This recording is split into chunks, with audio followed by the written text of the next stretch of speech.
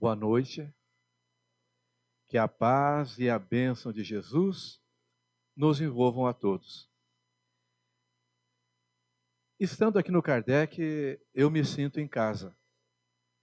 Sou devedor, pessoalmente, e como integrante da diretoria da USE do Abílio, e que nos recebe hoje com tanto carinho, com tanta generosidade, e nós nos sentimos em casa. Temos aqui grandes companheiros como o Paulo Caldeira, o André, que também nos auxilia. Então nós nos sentimos em casa. E nós escolhemos para a noite de hoje, meus irmãos, para refletirmos e avaliarmos sobre a caridade fraternal. Maiormente no capítulo 15 do Evangelho segundo o Espiritismo e a questão 886 do Livro dos Espíritos. E para nós começarmos a nossa reflexão, a nossa exposição, eu vou ler aqui uma historinha, um trecho do Irmão X, de um dos livros mais antigos do Chico, que chama-se Luz Acima. E o título do texto é O Anjo Servidor. Então diz assim: quando o anjo servidor, em trabalho inadiável, alcançou o pátio repousante, onde se aglomeravam desencarnados diversos, olhou de relance para ver se descobria alguém que com ele cooperasse na tarefa que o deslocava do céu. Necessitava ele de companheiro recém-vindo da terra e, aproximando-se das almas recentemente desembarcadas no além, procurou, lesto entre elas, o colaborador nas condições exigidas. Explicou seus objetivos em poucas palavras e dirigiu-se ao cavaleiro de semblante grave que se encontrava mais perto dele, perguntando: meu irmão, quais são os teus planos? Respondeu ele: estou aguardando a minha entrada no banquete divino. Fui católico, apostólico, romano, servi a diversas congregações, jamais perdi a Santa Missa. Confessava-me regularmente. Recebi centenas de vezes a sagrada partícula, extasiado e feliz. Respeitei os sacerdotes e beijei reverente o anel dos meus pastores. Distribuía esmolas pela conferência que me filiara. Honrei a memória dos santos com dilatadas penitências. Fixou no horizonte distanciado e persignou-se e rematou: louvado seja o Senhor que me salvou pelo ministério do Santíssimo Sacramento. Entrarei contrito na corte celestial. Aleluia, aleluia.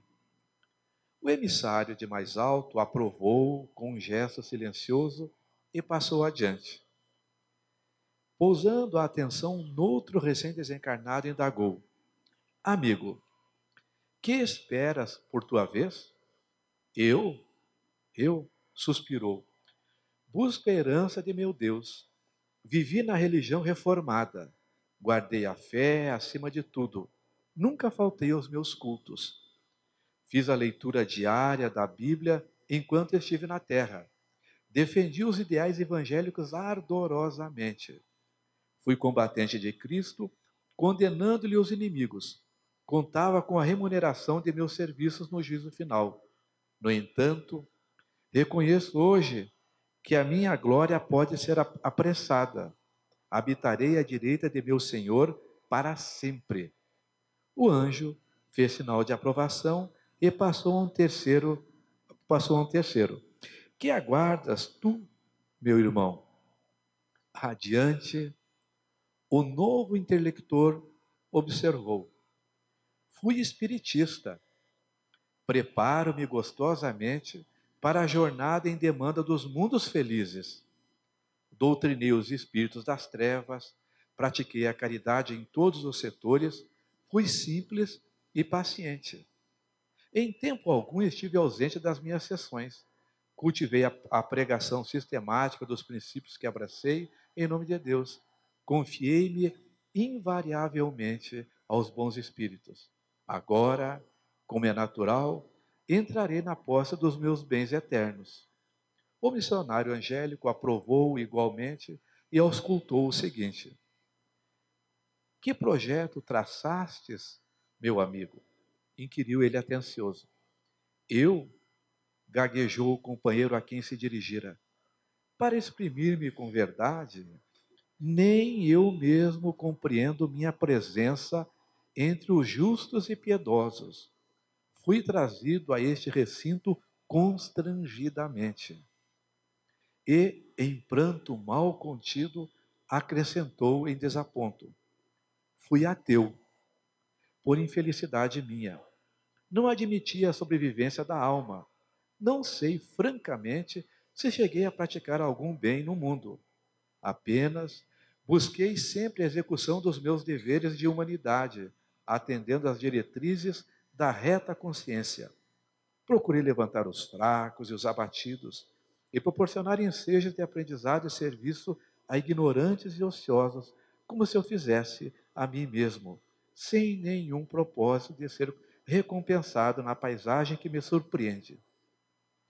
Tantos sofredores, porém, encontrei no caminho terrestre, e tanto trabalho vi no planeta, aguardando braços fortes e generosos, que, sabendo hoje da existência de uma justiça misericórdia infalível no céu, muito me envergonho da descrença que adotei na terra, embora procurasse lutar para ser um homem digno, e se me fosse concedido formar algum projeto, devo assegurar que meu único desejo é regressar à Terra e cooperar mais ativamente na felicidade dos nossos semelhantes. Com surpresa, o anjo abraçou e convidou a segui-lo, esclarecendo: sim, vamos. Todos os que permanecem neste átrio de repouso merecem a bênção divina. O católico, o reformista, o espiritista e o incrédulo, suscetível de serem erguidos até aqui. Todavia, para servir imediatamente ao meu lado, prefiro o irmão que não tenha o pensamento prisioneiro do salário celestial. Preciso de um cooperador liberado das complicações de pagamento. A conta prévia costuma dificultar o trabalho. E sem mais delonga, desceu em companhia do ex-materialista a fim de atender a serviço urgente na terra. A gente, quando pega esse livro e começa a folhear, a gente fica assim: meu Deus do céu, é o católico, fica, né? Aí nós vemos aí o reformista, da igreja reformada, e vamos prosseguindo a nossa leitura. E aí chegamos logo, logicamente, no espírita. E nós vemos aqui que a condição de todos é a mesma. Cada um deles se encontra, sim, numa posição invejável. Foram trabalhadores, serviram, aproveitaram a oportunidade, utilizaram dos talentos que a misericórdia cedeu a cada um deles. No entanto, o anjo aqui, figurativamente, vem buscar a um trabalhador que esteja pronto a servir, disposto, de pronto a servir e a trabalhar. E interessante que nenhum daqueles companheiros que nós vemos aqui, das, das designações religiosas regulares, se encontrava em condições, se encontrava em prontidão. Porque todos eles fizeram bem, buscaram, operaram nesse sentido, produziram, mas buscavam alguma coisa em troca. E a gente começa falando daí porque conosco é assim, num primeiro momento, todos nós que nos encontramos aqui ainda passamos, às vezes ainda nos descobrimos em certos momentos negociando as nossas boas ações, a nossa conduta, o nosso cumprimento, o nosso esforço em cumprimento do Evangelho, sempre buscando alguma coisa melhor, de afastarmos de nós a doença, a dificuldade e o problema. Então sempre, e aí fica bem circunscrito para nós, que é um interesse pessoal se sobrepondo. No entanto, aquele que não era religioso, que não tinha um comprometimento, não tinha aquela convicção religiosa, tinha a postura adequada, fez sem esperar, realizou-se no bem, fazendo bem e operando no bem, de tal modo que foi ele o elemento preparado para descer dessas alturas, desses planos espirituais de uma posição superior à terra para trabalhar. E isso nos lembra muito, e aí nós fazemos um paralelo, né, uma ligação com o Evangelho segundo o Espiritismo, no capítulo 15, que está lá o aforismo: fora da caridade não há salvação. E é muito interessante nós vermos a significação deste capítulo. Por que é que Kardec coloca esse aforismo que ele transporta já de Paulo? E nós vamos ver que já Paulo, trabalhando com os judeus e com aqueles que se achegavam às ideias cristãs, já deparava com essa dificuldade, com esse problema. Nós vemos que os judeus eles seguiam, estudavam, tinha aquele ritual, naquela obrigatoriedade, mas ficava no conhecimento e no seguimento do ritual. E aí já naquela época, né, então já vemos essa preocupação, né, de colocar o ato, o gesto, né, desse resultante desse entendimento, dessa compreensão como uma necessidade. E o Kardec, no século XVII, XVIII, que nós vemos que era a atuação grande nessa ocasião da Igreja Católica, do catolicismo, e aonde dizia-se que fora, pensava-se, trabalhava-se que fora da Igreja não havia salvação. Aquele que fosse excomungado, o que estivesse afastado da Igreja, ele tinha muitas dificuldades, a nível profissional, pessoal, social. Então, a pessoa, ainda que não fosse religiosa, ainda que não fosse, ela se filiava, né? Então, porque era igreja. Então, e já o Kardec coloca, fora da caridade não há salvação. Ele busca, ele pinça esse aforismo no capítulo 15 do Evangelho segundo o Espiritismo, e que é um dos pilares da doutrina espírita. E para nós recordarmos, no item 2 do capítulo 15, o Kardec coloca a passagem do bom samaritano, que nós vamos ver em Lucas capítulo 10, 25 a 37. Então ele põe lá a parábola do bom samaritano. Mas só para nós nos recordarmos da parábola do samaritano, ela é segmento, né, lá no 25, de uma pergunta do doutor da lei a Jesus. Então fala lá que um doutor da lei, para tentar Jesus, perguntou a ele o que era necessário para que ele pudesse apropriar-se, ou tomar a posse do reino de Deus, reino dos céus. E aí, Jesus, conhecedor, logicamente, dos pensamentos desses doutores, que eram estudiosos, eles entravam muito cedo e iam até os 30 anos estudando, estudavam a Torá, né, era em cima daquilo, mas detidamente. Não bastasse o estudo da Torá, eles buscavam no Talmud, na Mishnah, que eram reflexões dos anciões de grandes judeus, de grandes estudiosos. Então eles tinham um conhecimento muito grande e eles tinham a técnica de fazer pergunta. E na pergunta sempre era a especialidade deles. Eles acabavam aniquilando os debatedores. Jesus, como conhecedor deles, sabendo o que se passava no coração, devolve a pergunta do doutor da lei com outra pergunta. Que está escrito na lei? Como lês? E quando ele fala como lês, ele já tirou a possibilidade da reflexão, do entendimento pessoal. Como lês? Como é que está lá? Como é que está grafado? Aí nós vamos ver que ele bota lá que amarás o Senhor teu Deus de todo o teu coração, de toda a tua alma e de todas as tuas forças, de todo o teu entendimento e o teu próximo como a ti mesmo. Aí Jesus fala: fazei isso e conseguirás e obterás. E aí, agora, nesse ponto é que entra a parábola do samaritano, né? Mas se eu tenho que fazer isso, né? Amar o teu próximo, ele fala assim, amar o teu próximo como a ti mesmo, ele pergunta, e quem é o meu próximo?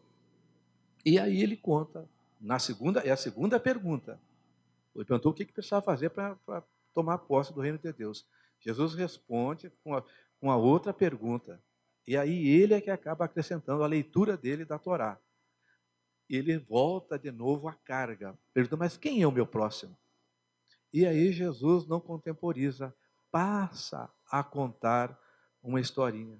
E ele fala que um homem descia de Jerusalém a Jericó e foi tomado por ladrões, que tomaram todos os seus bens, bateram, machucaram-no, deixando-o semi-morto. Então ele descreve a situação. Algum tempo depois, passa por ali um sacerdote, um doutor, um sacerdote, vê o homem e passa de largo. Mais algum tempo ainda, passa por ali também um levita, que age do mesmo modo. Passado algum tempo mais, desce, passa por ali um samaritano. E aí o evangelho ainda coloca muito claro para nós. Ele, conforme a tradução, chega-se a ele, chega-se ao pé dele e move-se de íntima compaixão. É muito significativo para nós. Move-se de íntima compaixão.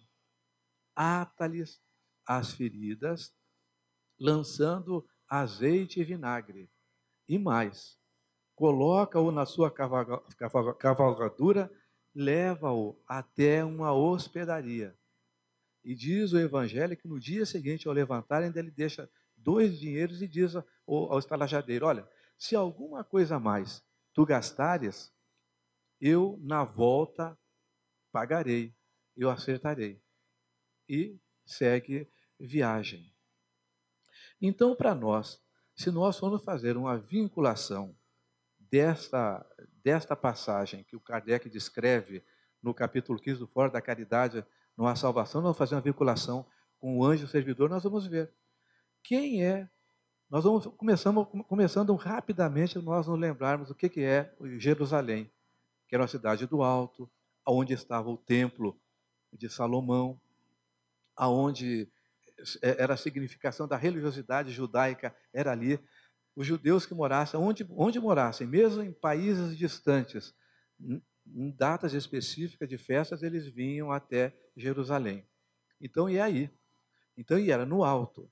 Jericó é uma cidade, né, das mais baixas existentes no planeta, até então, com cerca de 238 metros abaixo do nível do mar. Não bastasse essa profundidade, ainda ela era marcado pelos negócios, pelas atividades mundanas. Então, é bastante específico a colocação de Jesus de Jerusalém e de Jericó. E o verbo é, ele descia e foi tomado por ladrões. E é interessante que para nós, é significativo para nós o descer. Todos nós, em algum momento que nós, em raros momentos, nós estamos em Jerusalém. São os nossos pensamentos elevados, as nossas buscas, os nossos projetos superiores, né? O nosso, né? Que plano, como perguntou o anjo aqui, servidor, para cada um dos companheiros, qual é o teu plano? Qual é o teu projeto de vida? Então nós temos o nosso projeto, mas frequentemente nós estamos baixando a Jericó, que são os interesses humanos. E não desfazendo dos nossos compromissos profissionais e sociais, porque cada um de nós temos e vamos prestar conta daquilo que nós fazemos, daquilo que nós temos, daquilo que é a nossa incumbência. Mas o problema são os nossos interesses se sobrepondo e as nossas inclinações. E aí nós vamos entrar no egoísmo, no amor próprio, no interesse pessoal. Então ele fala que caiu. Quando isso acontece, isso pode acontecer de diversos modos, de diversas maneiras, em tempos significativos da nossa existência. Quem de nós não se recorda de termos caído, né? Em algum fato, em alguma situação, em algum momento. E aí o Evangelho nos conclama a raciocinarmos. Somos assaltados pelos ladrões, são as dificuldades, são os problemas, a eleição de companheiros espirituais que estão naquela faixa de vibração. Mas, pois, muito bem. E aí vem o sacerdote. O sacerdote era um religioso que trabalhava a lei divina, que trabalhava a Torá, que ensinava e que estava comprometido com ela. No entanto, ele passa de largo. Ele passa ao longe. O de largo significa que nós vamos ver no Torres Pastorino, nós vamos ver no próprio EAD, que é o seu Honório Onofre de Abreu, que acabou escrevendo, que esse de largo significa a nossa despreocupação com os semelhantes. A despreocupação com as pessoas, com o meio que nos envolve. Então, passar de largo é estar com o pensamento voltado e preocupado unicamente conosco. E quando ele tinha obrigação, sim. Quando a gente lê, nós já de pronto nos vem à mente, mas como? Ele não fez nada. Na sequência vem o levita, que também é pessoa vinculada à religiosidade, servidor do templo, dos rituais, cuidador, também vinculado à religiosidade, que teria por obrigação, né, por obrigação, buscar, porque também era conhecedor, também estava comprometido, também era portador de conhecimento de como devemos nos portar, a nossa postura. E ele passa de largo, passa também. No entanto, aquele que era o samaritano, e de quem naturalmente, e Jesus está falando isso para quem? Para um doutor da lei. Para um doutor da lei, está explicando a história para o doutor da lei. E o samaritano, que era desprezado, porque eles eram dissidentes do restante dos judeus. Tanto é que eles construíram um templo próprio lá na Samaria, e eles não subiam a Jerusalém. E eles não adotavam o restante dos livros, eles pegavam a Torá. Era apenas a Torá, o Pentateuco, os 5 livros. Todos os outros livros, os juízes, todos esses eram retirados. Mas eles eram cuidadores, e justamente porque eram admoestados, eram apontados, segundo os estudos, eles tinham um cuidado com a lei.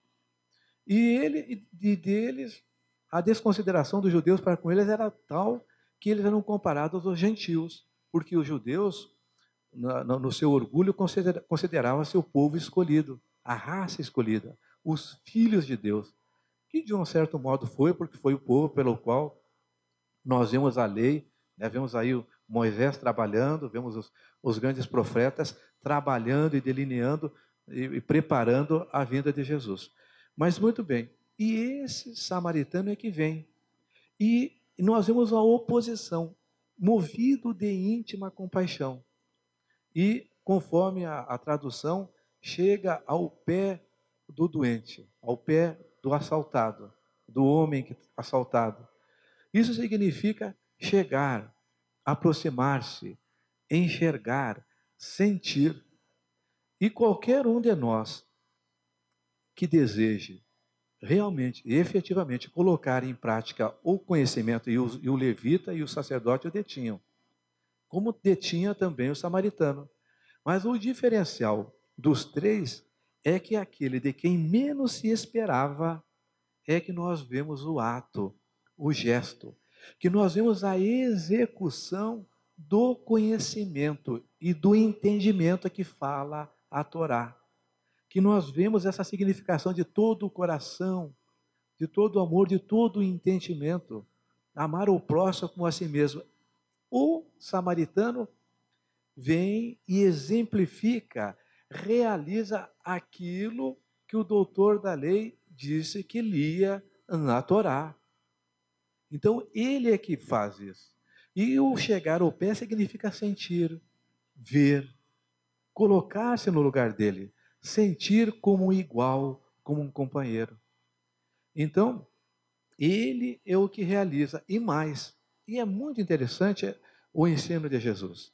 Ele não só socorre no momento, não só ele tem a capacidade de enxergar, de ver, de sentir.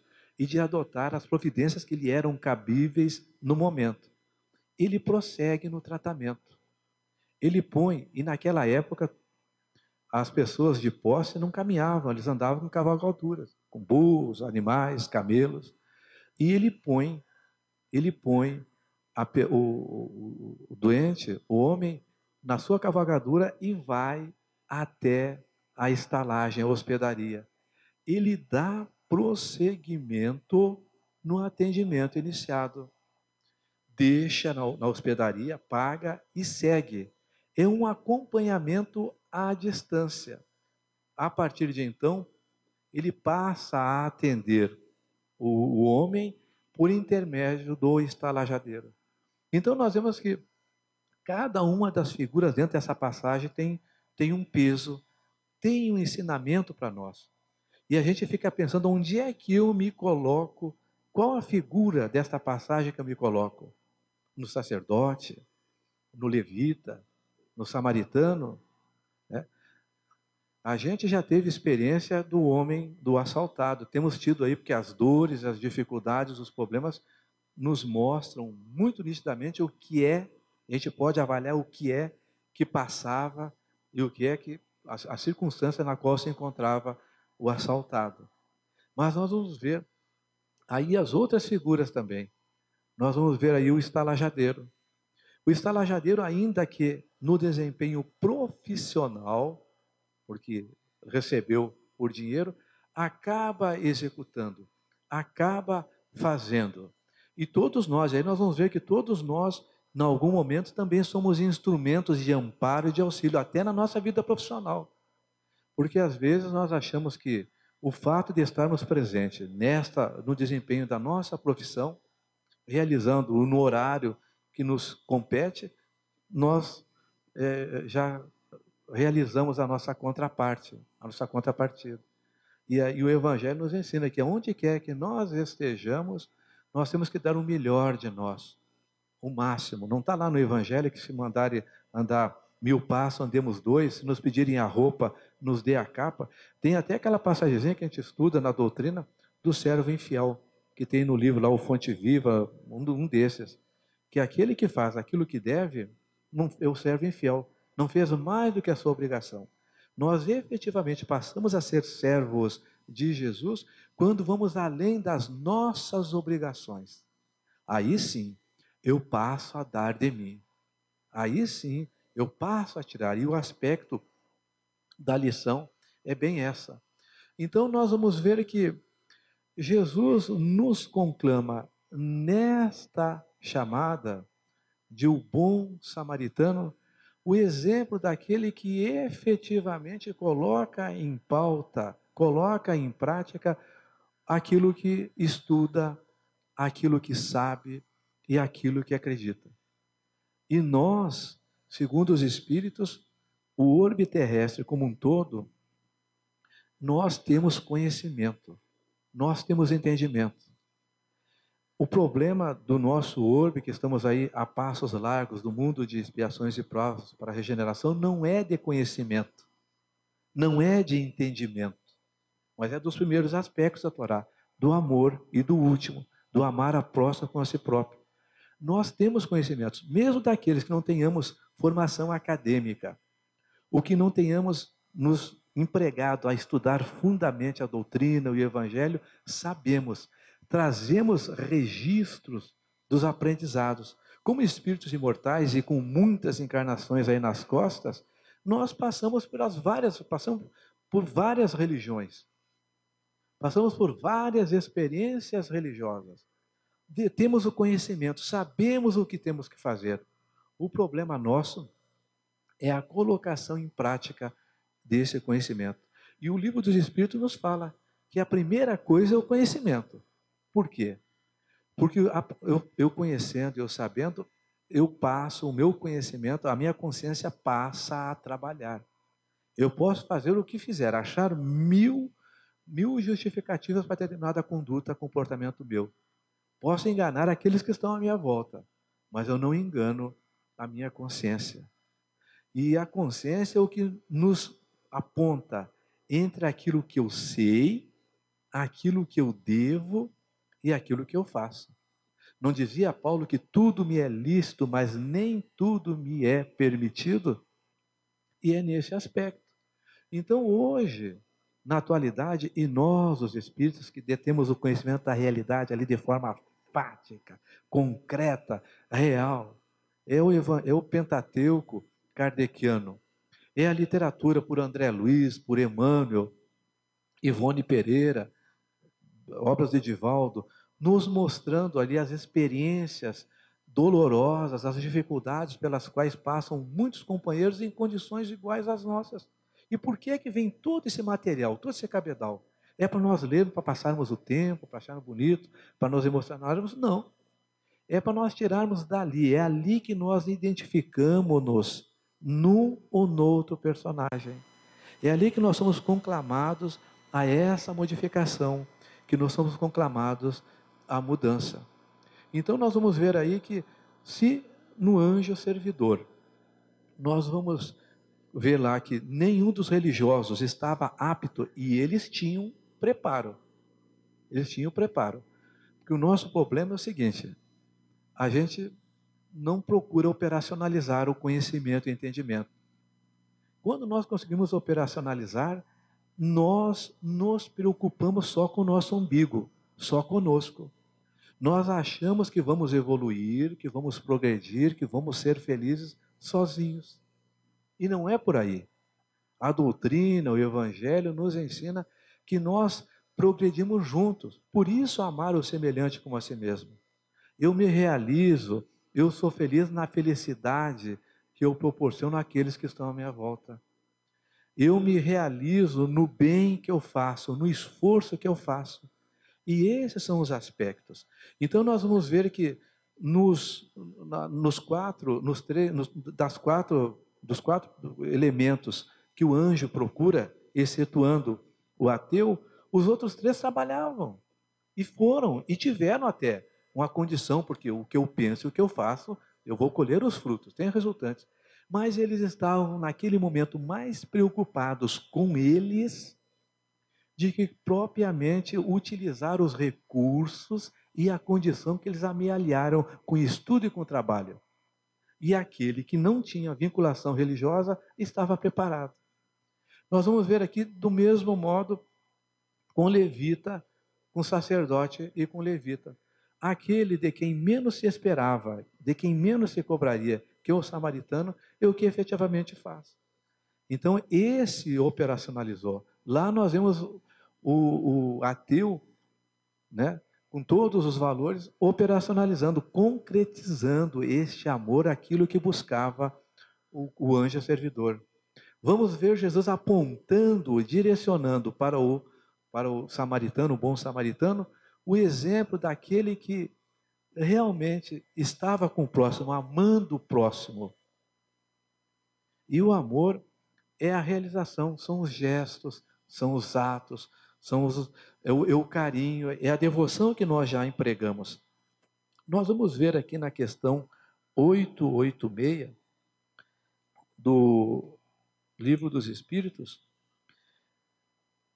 o Kardec coloca aqui no item 3 do livro 3, capítulo 11, o título é Caridade e amor ao próximo. Caridade e amor ao próximo. Será que é a mesma coisa? Né?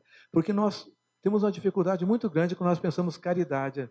Caridade a gente pensa às vezes esmola, a gente pensa uma ajuda material que tem o seu valor, e é por aí que muitos de nós começamos externamente, exteriormente, para depois nós entronizarmos esses sentimentos e essas atitudes. Mas eu posso fazer a caridade e não ter amor. Se nós nos lembramos agora aqui de uma passagem do Velho Testamento que fala lá em Gênesis, fruto com semente. Quando nós damos a esmola por dar, nós estamos dando apenas o fruto. Ele come e ali desfez. Mas o fruto com semente, ela vai alimentar ali e ela vai florescer. Ela vai reproduzir. Então, o Kardec coloca com caridade e amor ao próximo. qual o verdadeiro sentido da palavra caridade, como a entendia Jesus. Olha que interessante. Qual o verdadeiro sentido da palavra caridade, como entendia Jesus? Aí responde os espíritos. Eubip, né? Benevolência para com todos, indulgência para as imperfeições alheias e perdão das ofensas. Então a gente vai vendo que a execução do evangelho e a caridade a gente realiza no serviço, na nossa residência, na rua, no trânsito. Benevolência para com todos. Como é difícil a gente exercitar a boa vontade. Não com o nosso chefe, não com o nosso cliente, não com o nosso amigo, com o nosso parente, mas de uma forma geral. Onde quer que nos encontremos. E aqui, figurado no samaritano que viu, não conhecia. E, aliás, nem poderia, porque ele estava seminu, conforme a tradução seminu. Como é que a gente vê a condição social de uma pessoa?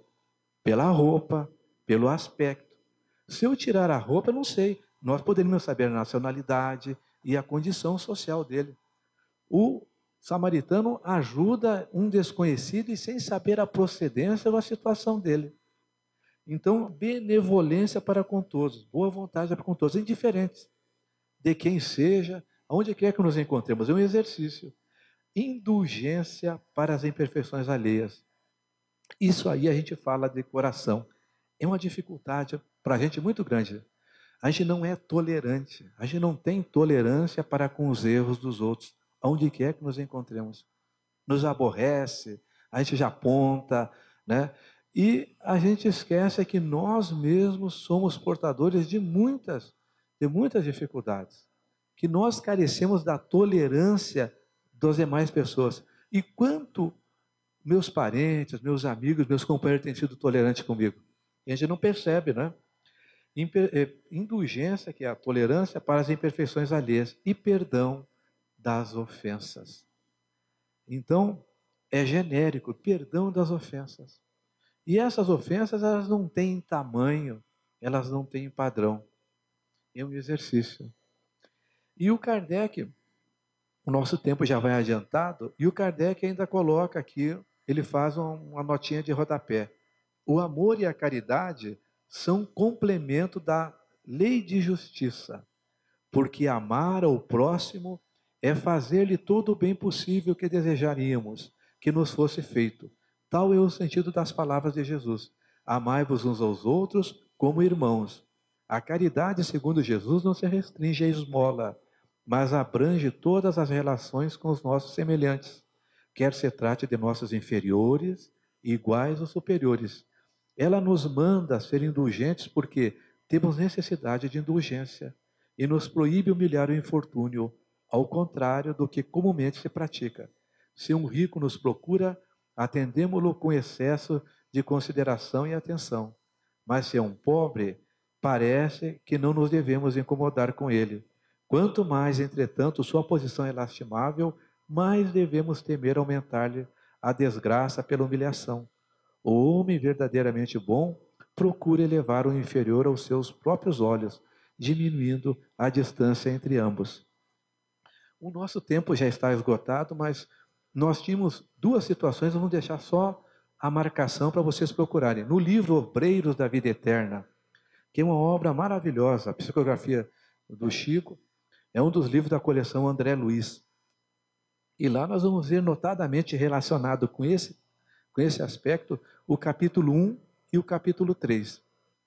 O capítulo 1, eles estão visitando, o livro todo, ele é produto de um trabalho de auxílio de estudo, de trabalhadores espirituais que vêm do alto, que vêm de Jerusalém a Jericó, que vêm até nós para trabalhar.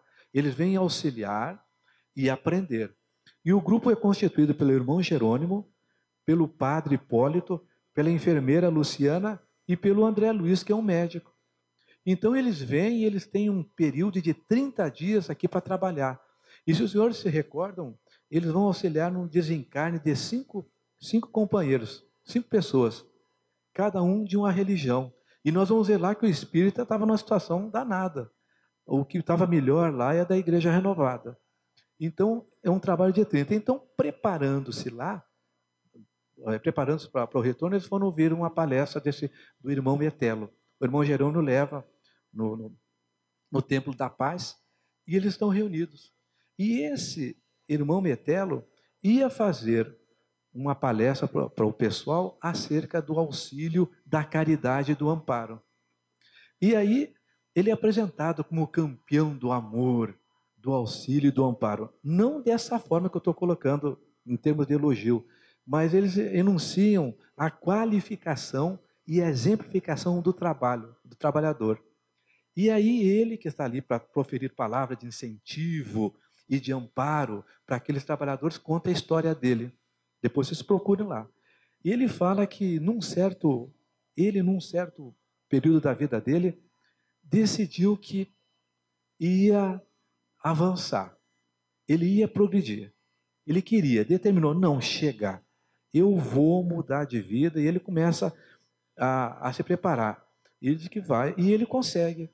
São várias encarnações de muita dificuldade, de muita dor, de muito espinho. E ele, no entanto, vai conquistando, galgando. Depois de algum tempo, ele consegue um posicionamento evolutivo aí muito bom. E ele, mas tão bom, que ele já está almejando cumes mais altos. Dá para entender para a gente que talvez até saindo do planeta, do orbe terrestre, para outro plano. Aí ele está saindo, refletindo, reflexionando. De repente, ele pegou e viu uma porção e é caso verídico, ele conta, uma porção de espíritos descendo. Viu um luzeiro, passou um luzeiro, e ele conta que ele estava enojado do mundo, era muita briga, muita luta, era desencarnado, se engalfinhando com o encarnado, e ele já não aguentava mais aquilo, ele almejava os mundos felizes. E ele está, né, num determinado posicionamento lá, e ele vê passar aquele luzeiro lá nas trevas. E descendo muitos trabalhadores, muito áulicos, ele fala, né? Aí ele interrompeu um dos espíritos que dizia, meu, o que está vendo aqui? O que está acontecendo que eu estou vendo descendo, e o luzeiro, e um movimento tão grande de entidades aí superiores? Aí o interpelado responde, é o Senhor Jesus que vem em pessoa às trevas, curar feridas e trabalhar a ignorância. E sem mais delongas desceu, o mensageiro desceu. Aí ele começou a refletir. Ele se deteve e começou a refletir, mas essas figuras, Jesus em pessoa descendo aqui, esses companheiros todos descendo, e eu estou fazendo o caminho inverso, buscando o caminho inverso. Aí ele se envergonha de que ele estava preocupado com ele, né? O quanto Jesus em pessoa descia. Ele disse, mas aqui nesse mundo que eu aprendi, que eu sofri, e que eu tenho tantos companheiros ainda lá, tantos amigos trabalhando, e eu quero. Aí ele diz que detém-se. Ele detém-se e retorna. E ele começa a ver de Jesus e das grandes. E lá no texto é muito bonito, que fala das grandes figuras que têm descido aí odiernamente ao orbe terrestre para trabalhar. Espírito de uma grandeza tamanha que só pode ser decifrada pelo tamanho das experienciações e dos exemplos que nos tem concedido. Então, ele desde então se encontra entre as hostes do Cristo trabalhando na terra. Então é muito bonito de nós vermos essa história dele lá e reflete para nós que às vezes nós temos esse egoísmo, achamos que vamos progredir sozinhos, devemos progredir, e achamos que vamos progredir sozinhos. Esquecemos-nos daqueles que compartilham conosco a experiência, as dores e as dificuldades, e que nós não crescemos sozinhos. Nós crescemos em grupos, somos grupos familiares, somos grupos, né? Todos nós, o orbe como todo, progride junto. Então, a necessidade de nós exercitarmos essa caridade fraternal, porque muitas vezes nos preocupamos com o auxílio, com a caridade material. Então, Kardec, Jesus nos aponta para esse exercício com o nosso irmão, de olhar e ver. Por isso que fala que a gente olhando não via, né? Não ouvia, né? E não enxergava, vendo não enxergava, ouvindo, né? Então, é esse convite. E a nossa reflexão na noite de hoje é justamente essa. Porque às vezes a gente se esquece, tão atabalhoado profissionalmente, tão preocupado com os nossos estudos, com os nossos conhecimentos, que é muito notável e devemos fazer. Mas nos esquecemos muitas vezes de que nós devemos colocar em prática tudo isso. Não nos esquecemos dos nossos amigos, dos nossos parentes, daqueles que estão ao nosso lado, de olharmos, de enxergarmos, de auxiliarmos, de termos a oportunidade de estender uma mão, uma palavra amiga, enxugar uma lágrima, de caminharmos, de dividirmos daquilo que nós já temos, em termos de paciência, de tolerância, de conhecimento e de amor. Então, a nossa, a nossa, a nossa fala hoje era essa que se o anjo servidor, numa noite dessas, ou num dia desses, chegar até nós solicitando a nossa colaboração, que nós estejamos preparados para ser um servidor do Cristo. Que a paz e a bênção do Mestre nos envolvam a todos. Muito obrigado.